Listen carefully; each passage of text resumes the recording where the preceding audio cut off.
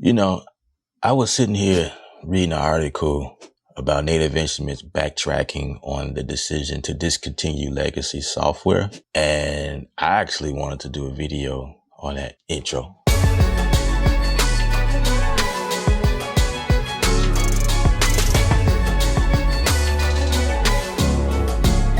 So yeah, I was reading this article and I decided to click and kind of do a little research to see what was really going on. I addressed this briefly in one of my videos that I did when I discussed the possible full-on DAW with Machine 2.10. Actually, the things that they did, they changed some things around. They had me thinking like, yeah, they heading towards that, right? But as you know, Native Instruments released an article on their site discussing the discontinuance, the end of life of some of these softwares. It's the old stuff, like years ago, you know. Obviously, there are a lot of people who are still using these softwares and these products. So what happened was there was a big roar or whatever. Everybody was discussing their feelings about what they think, and not too many people was happy about this list of things that was discontinued in this list.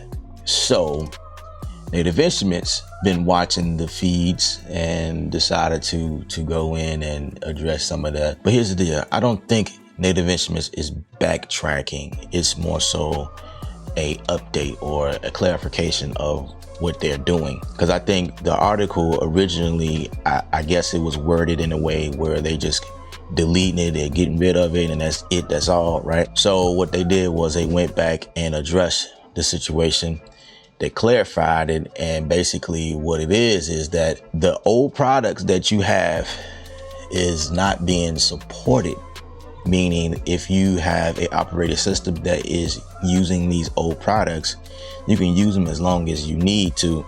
But when you go in and start updating your operating system, you may run into some issues and the support is very limited. So what they did do, they said that they will, you know, find a workaround and try to like help you guys out, but it's at your own risk. And please understand that if a solution is not being discovered, then, you know, you're kind of in there by yourself pretty much. So there's a list of products in here that has been discontinued, and as long as your system can handle it, then you should be good to go. I remember when we was using Service Center back in the day when I first got started, it was replaced with Native Access due to security issues, and I just thought it was faster, it's better, it's more reliable than Service Center. I always ran into some issues with Service Center.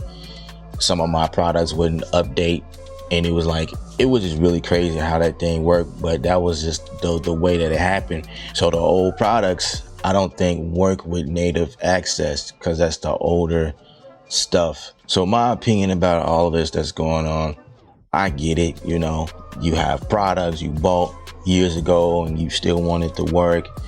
But as any company, especially companies that's been around for a very, very long time, you do know that products get discontinued when there's an updated or a better version of something. You can't continue to support old products all the time. You know, that's just what it is. Nothing can last for a lifetime.